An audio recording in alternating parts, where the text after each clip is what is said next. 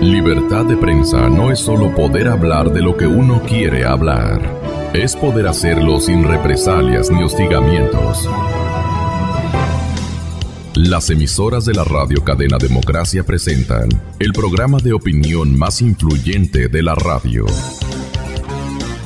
La revista informativa Democracia. Sin amilanarse, sin amilanarse. Primero fue un gran reto como periodista, como investigador, Walter. Sí, poder acceder al contrato.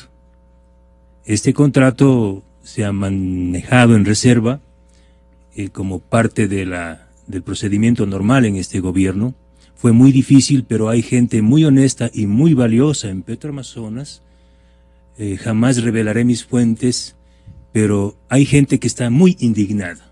Gente que estuvo muy cerca del proceso de negociación, que no comparte la forma como se suscribió este contrato, los procedimientos. Al fin, hemos conseguido el contrato y es nuestra obligación como periodistas, como Focus y como ciudadano, entregar el contrato a la ciudadanía. Yo no soy un experto, apenas leo, comprendo y analizo, pero yo creo que con el contrato es obligación de los abogados, expertos en tema petrolero, en tema tributario, de los economistas, y aquí están de los mejores en esta radio, poder avanzar en el análisis. Yo me permito entregar al país, a la ciudadanía, un adelanto, una aproximación de lo que yo puedo advertir en el contrato. La primera novedad que se registra en el contrato es esta creativa, nueva figura que se introduce en el glosario petrolero ecuatoriano, que es esta de derecho contractual intangible.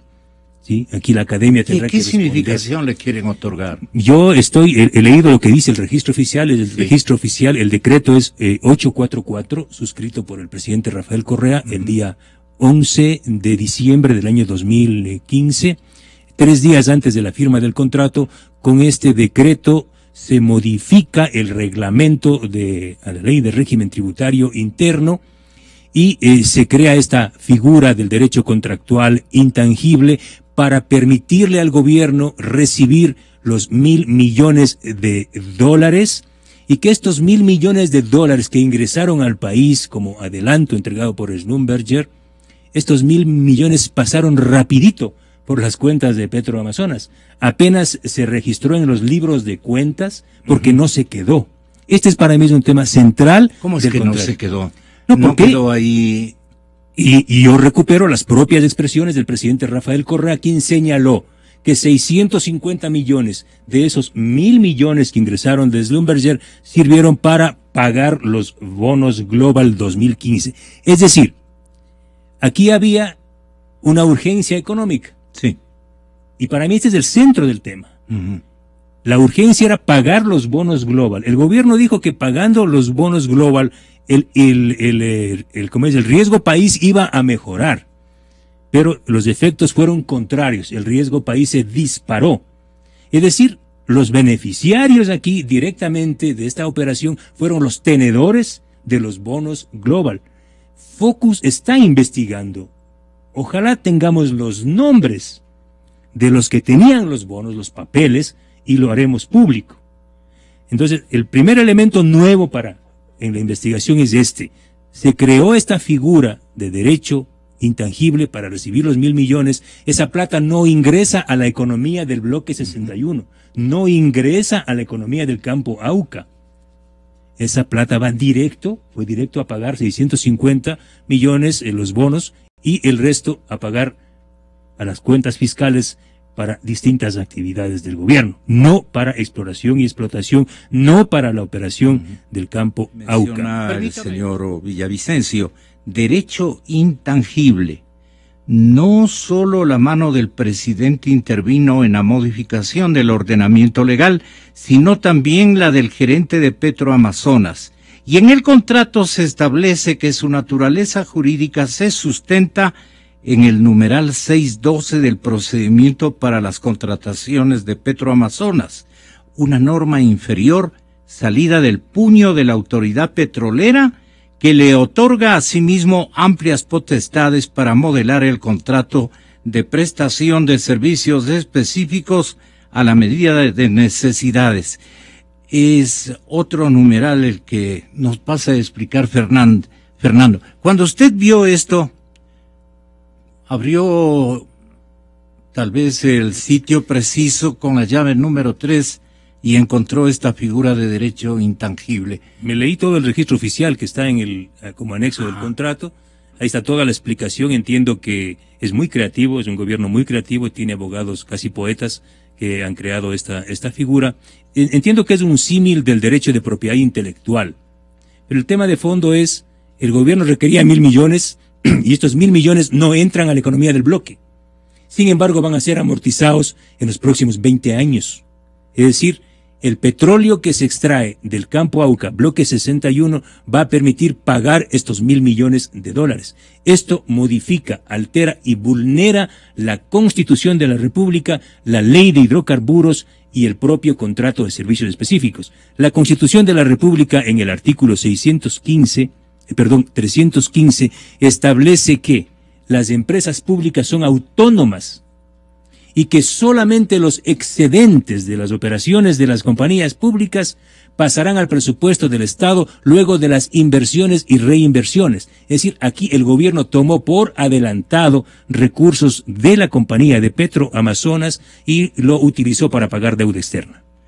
¿Por qué aparecen en una fotografía donde justamente se cuaja esta metodología de contratación? Está el señor ministro de Hidrocarburos, Carlos Pareja, aparece el señor ministro coordinador de sectores estratégicos, Rafael Poveda, aparece el señor vicepresidente Jorge Glass, el representante naturalmente número 1 de Schlumberger, el señor Sabst. Oman. Es un nombre iraní, un ciudadano iraní. Ya.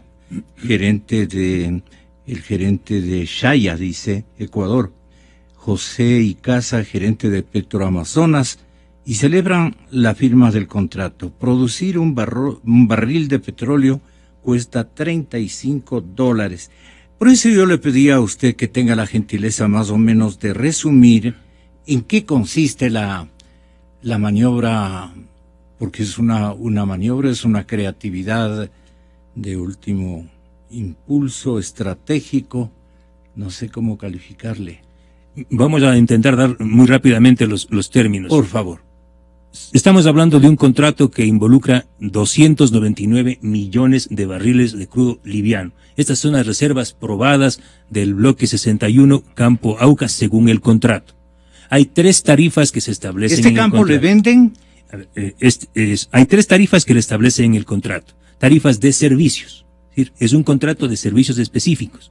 Primero, que le transforman al contrato de servicios específicos en un contrato de servicios integrados y con financiamiento. Esa es la reforma que hace. Y lo hacen con un manual de procedimientos. Los abogados tendrán y el contralor tendrá que intervenir, porque no es posible que con un manual de procedimientos se convierta un contrato de servicios específicos en un contrato de servicios integrados y con financiamiento. Si hablamos de 299 millones de barriles de petróleo con una tarifa de $26 promedio que recibirá la compañía Schlumberger, estamos hablando de un ingreso bruto en los 20 años de 7.774 millones de dólares que recibirá la compañía. Descontado impuesto a la renta, amortización de inversiones, la compañía tendrá un ingreso neto de 6.235 millones durante los 20 años. El Estado, y aquí viene la parte débil del contrato, el Estado. Si el precio del petróleo está como hoy, en $24 del crudo oriente, el Estado no recibirá nada, porque tenemos que pagarle $26 a la compañía, es decir, el Estado estará subsidiando la operación del bloque 61. En el mejor de los casos, nosotros hemos hecho un análisis para los 20 años. Si el precio del crudo ecuatoriano está en $50, ¿sí?, el Estado recibiría aproximadamente 1.559 millones durante los 20 años. ¿Las inversiones de dónde vienen? Del mismo cuero salen las correas. Aquí no habrá inversiones. ¿Por qué? Porque le estamos pagando a la compañía desde el primer día y por la totalidad de barriles. Es decir, el Campo Auca produce 63.000 barriles diarios. Y desde el primer día que está la compañía ya operando, le estamos pagando $26 por cada barril, por la totalidad de la producción. Antes, Gonzalo, y esa es la diferencia, los contratos de servicios específicos anteriores implicaban que el Estado le paga a la compañía por cada barril de producción nueva, por cada barril de producción incremental que se llama. Pero ahora no. Esta tarifa es por la producción total del área. Esto es lo que usted menciona, lotería para la empresa francesa Schlumberger. Pero es una lotería. Ellos dirán, pero son 20 años también. Es una lotería, porque el Estado va a recibir cero. En el mejor de los casos, recibirá 1.500 migajas. Cuando operaba Petroamazonas, recibía el 90% de la participación en el bloque, porque los costos de producción eran tan bajos, $11, $12, y el resto del precio del petróleo pasaba directamente al presupuesto general del Estado. ¿Y usted ve perjuicio gigantesco, pero aparte de eso, peculado? Los abogados con los que yo he consultado, algunos no quieren dar sus nombres en público. Usted, Marlon, ¿no? Por supuesto, los abogados señalan que haber torcido la ley, haber torcido el derecho como se hizo, realmente podría configurar varios delitos, entre ellos el de peculado. Por ello yo quiero anunciar, Gonzalo, que el día de mañana, por mi obligación como periodista, como ciudadano, estoy entregando el contrato, todos los documentos y pidiendo al Contralor Carlos Poli que inicie un examen especial a este contrato del Campo Auca. Gracias por la invitación, un saludo al resto de invitados. He escuchado hoy en la mañana esto, lo que ha dicho Fernando, yo no tenía conocimiento de esto. Me parece que aquí hay dos temas, ¿no? El uno tiene que ver con la parte legal, la procedencia jurídica de lo actuado. Y lo otro tiene que ver con lo que es obvio que se está haciendo para poder juntar los recursos en el presupuesto. Para nadie es una sorpresa que el gobierno necesita dinero, que tiene problemas de liquidez. Algunos incluso dicen que hasta de solvencia. Y en esa línea, el gobierno no ha escatimado en lanzarse a, por ejemplo, entregar uno de los campos, se habla de entregar otro, ahora el Sacha, de entrar en negociaciones sobre uno de los puertos del Ecuador para obtener recursos. Yo tengo la impresión de que hasta que termine el año esa va a ser la tónica en general de ir, como alguna vez decíamos, tapando los espacios o cubriendo los espacios de desfinanciamiento de la forma en que se pueda. Y esto probablemente se está enmarcando en esa forma en que se pueda para obtener los recursos. Hemos dicho hasta la saciedad que no se ha visto un plan económico, un plan estructurado coherentemente que le permita al Ecuador salir de la crisis. Mes a mes se trata de llegar hasta el final del mes, pagar los sueldos, pagar las obligaciones, y como no hay plata, pues suficiente, están utilizando este tipo de arbitrios. Pero esto es desde la parte del análisis económico. El tema que está trayendo aquí Fernando, sin duda alguna, incluye e incorpora más bien un tratamiento desde el punto de vista jurídico para ver o no esa procedencia, ¿no? ¿Usted ha hecho algún contacto con un experto en derecho intangible? ¿Hay expertos en derecho intangible en el Ecuador? O si podemos en este momento llamar a algún país, no sé si a Nueva York, todavía hay analistas amigos que no. ¿Usted cree que se vayan a reír del derecho intangible? ¿O simplemente se van a decir quién es el autor del invento? ¿Por qué cree que es un invento y por qué cree que es un peculado Fernando Villavicencio? A ver, yo creo que los derechos de propiedad intelectual están económicamente valorados, ¿sí? O sea, tienen un costo, un valor. Pero esta figura, al intentar ser aplicada al derecho petrolero, al introducirse en un contrato petrolero, ¿sí? Y genera sospechas, porque esta figura fue utilizada exclusivamente para garantizar el ingreso de estos $1.000 millones y la amortización de estos $1.000 millones en los 20 años del contrato. y lo que se puede advertir hasta el momento es que a través de un decreto ejecutivo de el 844 se modifica el reglamento a la ley orgánica del régimen tributario. Es decir, el presidente actúa deliberadamente para modificar una normativa para firmar un contrato. O sea, este solo elemento, yo he hablado con varios abogados del sector petrolero, este solo elemento ya es sospechoso.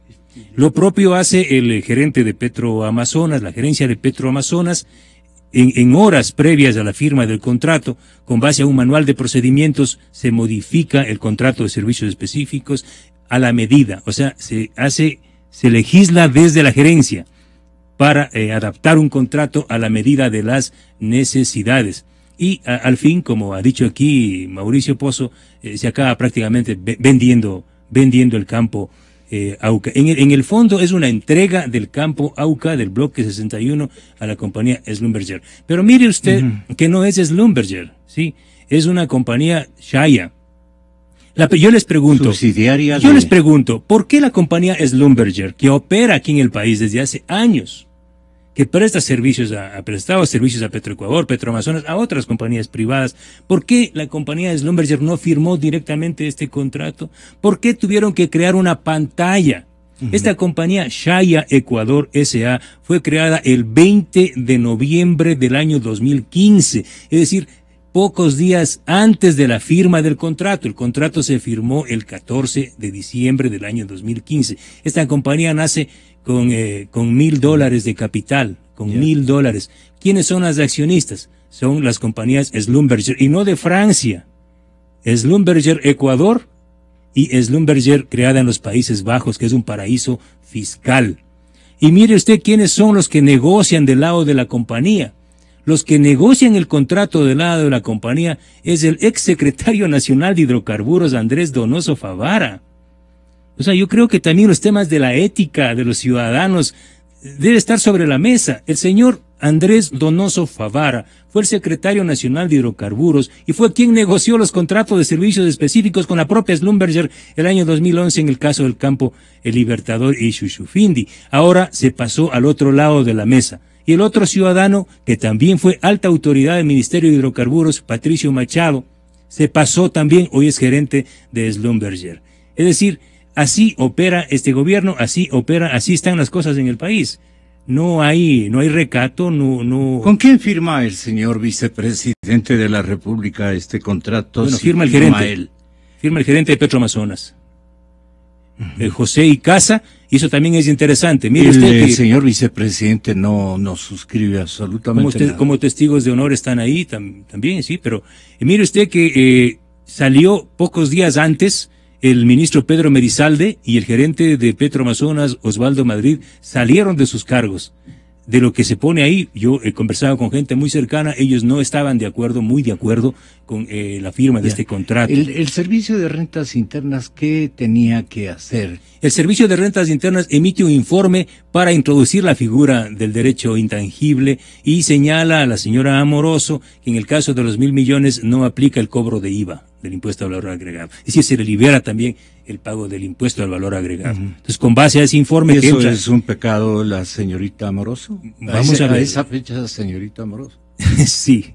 Vamos a ver, o sea, lo importante de esto, hemos hecho unas pequeñas aproximaciones iniciales, reitero, al contrato. Es un contrato de 260 páginas, 43 cláusulas, decenas de numerales.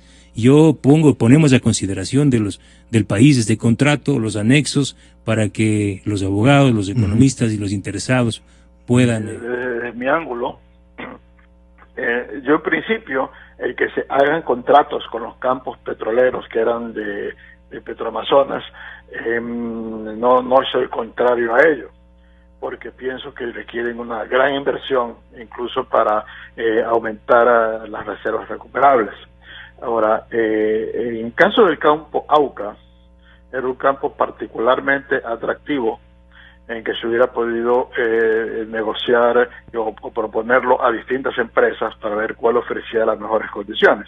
Porque hablamos del campo Auca para facilitar las cosas, pero realmente es un bloque. Y en ese bloque hay el campo Auca y hay algunos bloques pequeños. Y de lo que yo tengo entendido, de lo que he venido, de lo que converso permanentemente con ingenieros petroleros, etcétera, hay una nueva interpretación, en el sentido que algunos de los campos pequeños en ese bloque realmente tendrían conexión con AUCA, o sea que el campo AUCA sería más grande de lo que inicialmente, con tecnología inferior, ya obsoleta, se había determinado que era. Entonces, era un campo que se presta a un mayor desarrollo. Entonces, en circunstancias en que el Estado no entrega o no le permite a Petroecuador mantener suficiente capital, o a Petroamazonas suficiente dinero para hacer ese trabajo, es conveniente que lo haga una empresa que tenga la capacidad de hacerlo. Ahora, aquí pasamos al punto que, como decía Marco, el gobierno está tratando de pasar el bache, no ve esto como la situación en que vivimos como una nueva realidad. La nueva realidad, que la época de inmensos ingresos petroleros quedó atrás, y que estamos en un país con costos muy altos porque hemos tenido una inflación muy elevada, y que tiene que ajustarse el gasto público a esa realidad. Lo que está haciendo es: voy a mantener mi tren de gasto corriente y todos los meses veo qué hago, ¿no? Entonces aquí se mencionó el problema de tener el vencimiento de los bonos globales, pero yo añado otra cosa a eso. Yo añado a que también, por la misma fecha que tenían que vencerse los bonos globales, vino el entendimiento con Occidental, y que había que pagarle a Occidental también una cantidad muy parecida de $1.000 millones. De hecho, esa cantidad era más parecida a lo que se recibe del contrato de Schlumberger de lo que es el pago de los bonos globales. Como la plata es fungible, yo no sé a dónde se fue esa plata, a lo uno o a lo otro, pero por ahí se fue ese dinero. Entonces, de pronto lo que se ha hecho es tratar de obtener algo hoy a cambio de sacrificar un rendimiento de mediano plazo. O sea, y eso es lo que me preocupa enormemente, porque el próximo gobierno no va a tener renta de campos petroleros en que se han contratado a una tarifa elevada, porque esa tarifa elevada tiene que incluir la recuperación más el rendimiento del dinero que se ha dado de manera anticipada, en un contexto de un gobierno o de un país que es un país donde es arriesgado invertir. Los términos económicos exactos que da Fernando Villavicencio, yo no sé, yo no he hecho lo mismo, yo no he hecho cálculos, no he visto cálculos oficiales, no he visto otros, no sé exactamente cómo sea. A lo que yo voy es que si no hubiera habido los $1.000 millones de por medio, y si hubiera habido esa desesperación por ya contratar ese campo, se hubiera podido conseguir con la propia Schlumberger un contrato en mejores condiciones. Ahora, el asunto es que, como bien se ha mencionado, esos $1.000 millones ya se han dispuesto. ¿Y qué vamos a hacer para marzo, para abril, para mayo? Entonces, ahora viene el contrato con Sacha, ¿no? Se va a contratar algo similar con el campo Sacha. Entonces, de pronto, y vamos después qué sé yo, a vender también activos del Estado al apuro. Yo no soy de los que piensen que el Estado debe mantener tantos activos productivos, que es mejor que los tenga la empresa privada y que el Estado no tome el riesgo y que gane de los impuestos que paga la operación privada, pero tampoco estoy de acuerdo con firmar los contratos al apuro y no en las mejores condiciones, ¿no? Sí, adelante, economista. Esta denuncia, que solamente la conozco a través de lo que he escuchado hoy, va por el lado de lo que desde el principio los que hacemos análisis económicos y seguimos las políticas públicas, sentimos que no era lo más acertado, y nos sorprendió que se pacte una tarifa tan elevada, entendiéndose pues que en efecto la tarifa está reflejando lo que la empresa está adelantando, $1.000 millones para los gastos urgentes del gobierno. A ver, creo que es evidente que estamos usted decía, en manos de quién estamos, ¿no? Creo que es evidente que estamos en manos de gente que no sabe manejar la economía. Me parece que eso es obvio. porque han vivido una bonanza extraordinaria. Yo más de una vez he dado el dato de que la riqueza petrolera que recibió el Ecuador entre el año 2007 y el 2014, que son 8 años, fue equivalente a los 28 años anteriores. Entonces, en 8 años recibieron tanto dinero como en los 8 anteriores. Ha habido una cantidad enorme de riqueza y se gastaron hasta el último centavo de esa riqueza y se gastaron más porque se endeudaron adicionalmente. Entonces demuestra que estamos en manos de gente que es muy buena administrando la abundancia, y cuando la abundancia es grande la administran bonito, pero el rato que hay escasez, que es lo normal, o sea, la excepción es la abundancia, lo normal es la escasez, simplemente no tienen idea de cómo manejarlo. Y ahora yo a este año, el año 2016, yo lo he definido como el año de la anestesia. Porque el gobierno va a hacer todo lo posible porque no sintamos la crisis. Entonces, sí, lo que usted dice me parece muy correcto. Vamos básicamente una vez al mes o quizás más seguido a encontrarnos con arreglitos, así en el diminutivo, arreglitos, cositas que nos hacen que el gobierno tenga algo de recursos adicionales y por eso logre no tener que hacer un ajuste como debería hacerse, porque estamos en un mundo muy diferente del que estábamos hace año y medio. Entonces, vamos a ver un arreglito tras otro. Y vamos a ver cómo lo que se hace es tapar huequitos, ¿no? Para seguir. ¿Y hasta cuándo? Bueno, hasta el 19 de febrero del 2017. ¿Por qué? Porque ese es el día de la primera vuelta electoral. El gobierno lo que va a hacer es todo lo posible, todo lo que pueda para evitarse tomar un ajuste hasta el día de las elecciones. Primera vuelta electoral. Quiere llegar lo menos impopular posible o lo más popular posible para lograr ya sea un bloque legislativo, un candidato presidencial, lo que sea, para que en las elecciones que tenemos en 19 de febrero de 2017 llegue popular. Entonces, ¿quién sea el candidato? Lo que quiere el gobierno es llegar popular a ese momento, ya sea para tener un buen bloque legislativo, para lanzar un candidato propio, para que su candidato le vaya bien, no importa, pero necesita llegar popular al 19 de febrero y va a hacer lo que sea, va a entregar el campo X, el campo Y, por un precio bajo, va a concesionar un puerto por aquí, va a conseguirse alguna empresa exótica que le preste un poco de plata. Lo que necesita es, y hay que verlo con un cierto cinismo, que creo que es lo que se maneja esto, lo que necesita es simplemente llegar vivo y llegar medianamente popular a las próximas elecciones. Lo demás es irrelevante para el gobierno, me parece. Y me parece triste que sea así, porque no es justo que el Ecuador, después de haber vivido una época de tan extraordinaria bonanza, se encuentre pues amarrado de pies y manos sin tener un solo centavo ahorrado, por ejemplo, sin tener ninguna otra opción de política y tener que hacer estas cosas como las que cuenta Fernando, que realmente preocupan, ¿no? Es decir, hay que entenderlas a fondo y ver qué locura hay atrás de eso. ¿Y usted cree que se entrega todo un campo petrolero a cambio de una liquidez inmediata? Hay un montón de cosas que se ha hecho simplemente por recibir un poquito de liquidez. Es decir, mire, retrocedamos un poco en el tiempo, el control de los fondos de jubilación privados. ¿Para qué se tomó el control de los fondos de jubilación privados? Pues para administrar la liquidez de esos fondos y darle un poquito más de oxígeno a la caja fiscal. ¿Para qué se ha hecho un montón de medidas en los últimos tiempos? Pues para darle un poquito más de oxígeno y que tenga liquidez la caja fiscal. Y estos son similares.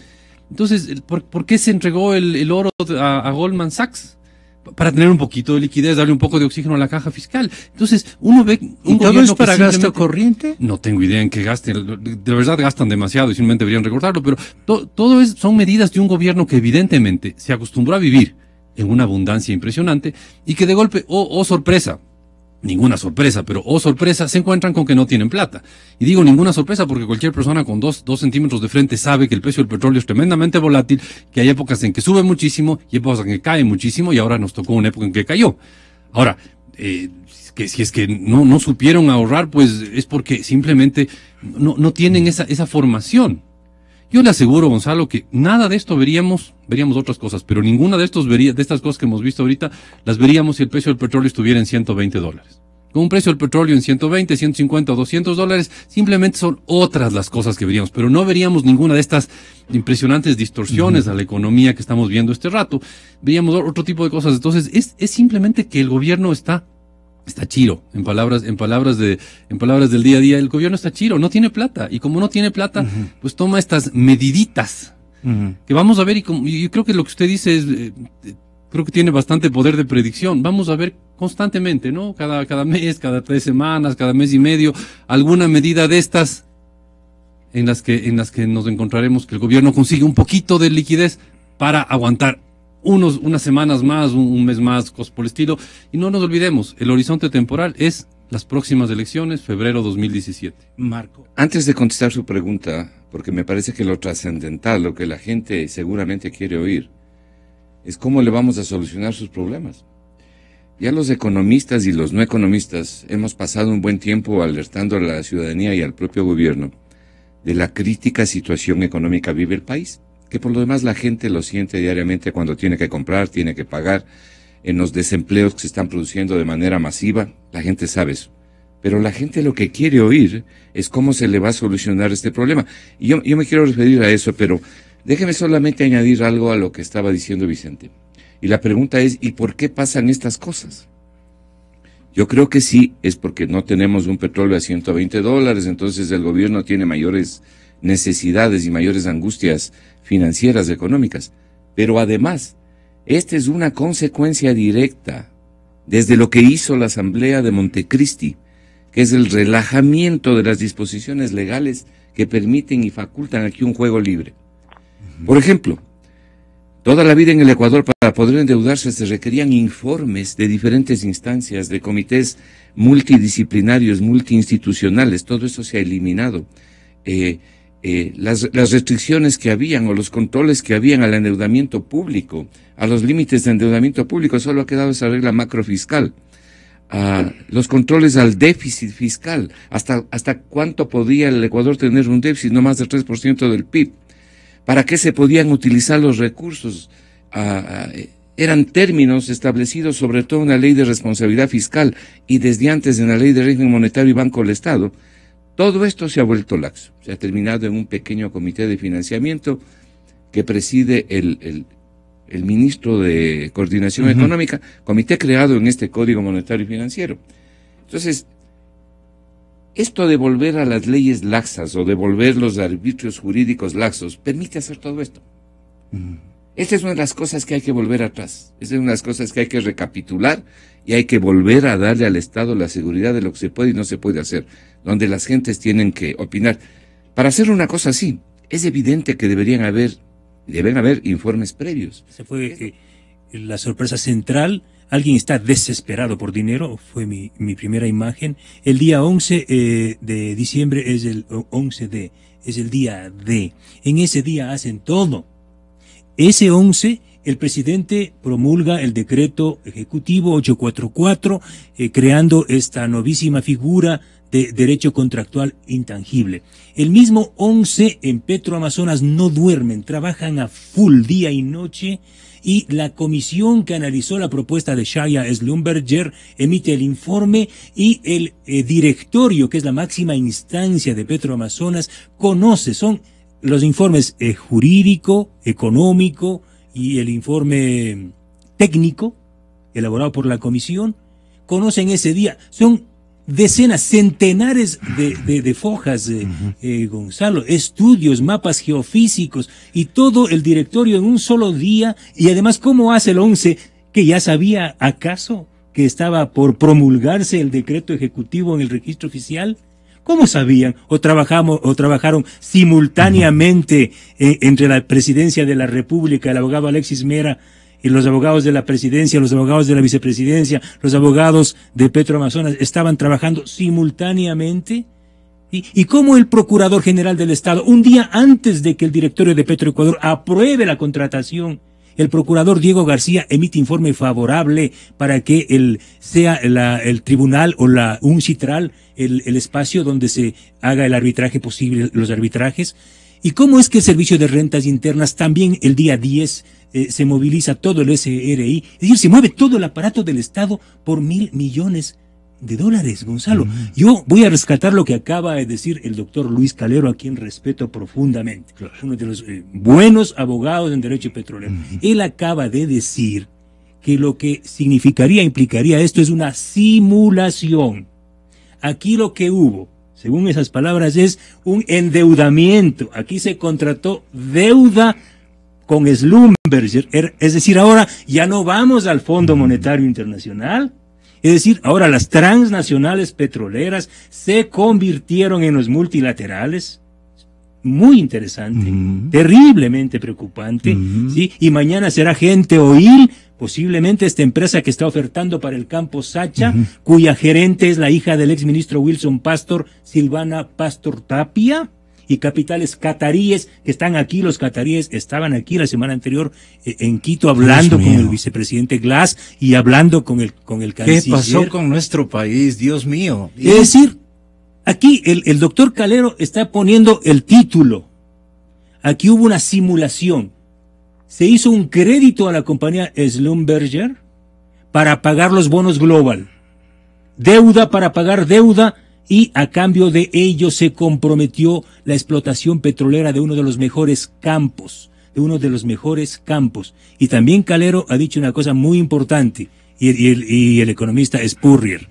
Hay que ver lo que dice el contrato sobre los campos unificados, porque no solo se está hablando de 299 millones de barriles de reservas de crudo boliviano, sino un potencial mucho mayor que estaría en nuevos campos que constituyen o que conforman este llamado bloque 61. Yo quiero reiterar, el día de mañana, a primera hora de la mañana, estaré en la Contraloría entregando al señor Contralor Carlos Pólido una petición con este análisis y exigiéndole ciudadanamente, exigiéndole como ciudadano que inicie un examen especial y que alguien pare esto, por favor. Mire, yo, Gonzalo, Marco, Vicente, Walter, Luis, ciudadanos y ciudadanas, este no es un problema ideológico. O sea, lo que ha dicho Walter Spurrier, si querían plata, hagan bien las cosas. Si querían entregar el campo, hagan licitación. Hay procedimientos, no es un problema ideológico, es un problema económico. No podíamos haber armado esto con una tarifa de $26 cuando el precio del petróleo está en 24. Y la única que tiene garantía es la compañía, porque la compañía, aunque el precio del petróleo esté en 100 o en 0 o en 5, la compañía va a recibir $26 durante los 20 años. La compañía es la única que no pierde nada. El asunto es que y la comparación que se destaca en la entrevista, en el titular, de que podríamos estar peor que Grecia, parte del hecho que hay un punto central, y es que el país se ha vuelto muy caro y ha perdido competitividad, que es lo que sucedió en el caso de Grecia. Y sino que Grecia, durante todo este periodo en que se ha venido dando esa falta de competitividad, cuestión que afectó también a otros países de la zona euro, otros países de la eurozona como España y en menor grado Italia, no tomó ajustes para poder bajar sus costos internos y acoplarse a una nueva realidad que había, y era esa falta de competitividad, tratar de superar ese problema. Y por no haberlo hecho por mucho tiempo, y justamente no lo hizo porque contaba con el apoyo del Banco Central Europeo, llegó a una situación insostenible y digamos hoy tiene que hacer un ajuste de manera mucho más drástica. Pero aún ese ajuste muy drástico que tenía que hacer cuenta con un prestamista de última instancia, que es el Banco Europeo, porque Grecia es parte de la Unión Europea, es parte dueña, aunque sea una pequeña parte de ese banco. Nosotros no estamos donde está Grecia, pero tenemos en principio el problema que tuvo Grecia hace algunos años, y es de tener costos internos muy altos y no poder ajustar por vía cambiaria sus costos. Entonces tenemos que entrar en un proceso de reducir los costos internos y mientras tanto pedir ayuda económica a la comunidad internacional. Normalmente eso se hace con el Fondo Monetario, para poder ir ajustándonos a esa realidad sin tener que hacerlo de un solo golpe, porque es una movida muy drástica. Pero ese ajuste no lo estamos haciendo, sino que lo que estamos haciendo es buscando cómo tomamos dinero hoy a costa de sacrificar ingresos del futuro, que es en el fondo, en la parte económica, lo que hemos hablado hoy con el bloque 61, con el Campo Auca y los otros del bloque 61. Por eso lo hemos estado haciendo también en otros frentes.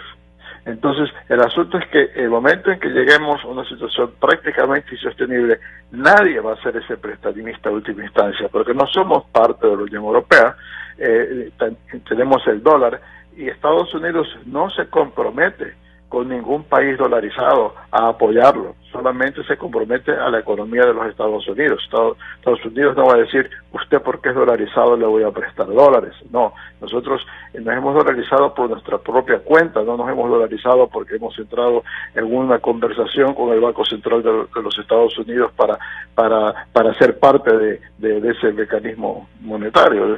Entonces, en ese sentido, estoy haciendo una advertencia. Podríamos llegar a eso, y hay que mencionarlo ahora para evitar llegar a una situación como esa, ¿no? La situación que comenzamos a ver, las consecuencias son, por ejemplo, la pérdida de empleo. Eso se da en unas circunstancias de esa naturaleza. Se pierde empleo porque las empresas tienen que ir reduciendo sus costos porque están cayendo sus ventas, y las medidas que plantea el gobierno tratan de paliar esa pérdida del empleo. Habrá que evaluar hace debido tiempo qué éxito tienen esas medidas de entrar en vigencia, pero es ese problema que se viene por el lado del empleo. Se viene el problema de la dificultad de poder cobrar todos los sueldos, los honorarios, las ventas, todo va a ser difícil poder cobrar. O sea, es una crisis distinta a la que hemos estado acostumbrados, a una crisis en la cual siempre ha habido mucha plata, sino que la plata perdía valor. Ahora es una crisis en que no hay plata, porque no podemos tener una plata que se devalúa. Entonces, ese es un poco como se viene, y eso es lo que tenemos que, lo antes posible, evitarlo. Y estamos con el problema que la crisis se nos presenta cuando el gobierno considera que porque hay un proceso electoral puede obviar tomar soluciones y dejar las soluciones para después de las elecciones. Y eso significa que se toman medidas como la del contrato por AUCA, que a las finales significa para que el gobierno entrante encuentre mayores dificultades en resolver sus problemas. Y con el respeto que merece el señor Moreno y todos los otros candidatos, aquí lo que importa es cómo le queda la situación económica, política y social al país, a la gente. Mire, Gonzalo, estos son los temas, por lo menos a mi juicio, sobre los cuales deben expresarse los candidatos. ¿Qué van a hacer sobre cosas como las que está diciendo, ¿cómo van a solucionar estos las que está diciendo Fernando Villavicencio? ¿Qué van a hacer sobre la necesidad de financiamiento que tiene el Ecuador? ¿Qué va a pasar con el empleo? ¿Cómo le van a devolver el empleo a la gente? Eso es lo que quiere saber de la gente, es lo que necesita saber la gente. ¿Cuántos empleados públicos van a salir y en dónde les van a ubicar? ¿Cuáles son las medidas de política económica que van a tomar para reorganizar las cosas? ¿A dónde van a acudir para hacer un plan financiero? ¿De dónde van a sacar los 10.000 a 15.000 millones de dólares que se necesita para poder tener tranquilidad en la reorganización de la economía? ¿Quiénes van a ser los ejecutores de estas políticas? ¿Usted ha oído a alguno de ellos que diga algo de esto? Me refiero a los actuales, porque todavía faltan otros de aparecer en la lista de candidatos. Esto es lo que quiere saber la gente. Hoy en día tenemos un problema muy grave, que es el problema del empleo. Me parece a mí que el gobierno ya ha jugado sus cartas. La lectura que yo hago respecto a las cartas del gobierno es que el gobierno va a seguir mensualmente buscando recursos para cubrir el mes, al final de mes, y llegar así, esperemos, hasta fin de año, y decir, bueno, si nosotros ganamos las elecciones me voy a preocupar de recomponer un poco esta calamidad que estoy yo mismo haciendo, pero si es que nosotros no ganamos, el próximo que venga y vea cómo se las arregla. Pero es que no es el próximo que viene, sino la gente. La respuesta es para la gente, no es lo que piensa el señor Moreno, ni es lo que piensa el señor Pérez, ni el señor Sánchez, sino lo que piensa el señor Moreno con todo el respeto que es y la consideración que merece. Entonces, estas son las preguntas que hay que hacer. Yo creo que el Ecuador necesita aproximadamente líneas de crédito de alrededor de 10.000 a 15.000 millones de dólares para poder introducirse en la reorganización de la economía, en un programa esa es la macrofiscal. Claro, bueno, no solamente eso, sino que no sabemos cómo van a quedar las cosas, ¿no? Finalmente, hasta fin del tiempo antes de las elecciones y de la posición del nuevo gobierno, sea el mismo o sea uno nuevo. Entonces, calculo yo que esto más o menos nos daría una holgura.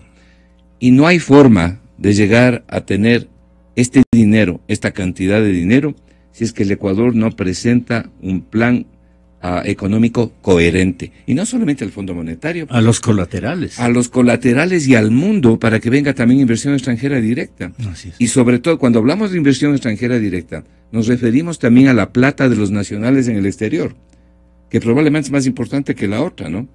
Entonces, ¿cómo vamos a hacer esto? Esto es lo que hay que exigirle a la gente.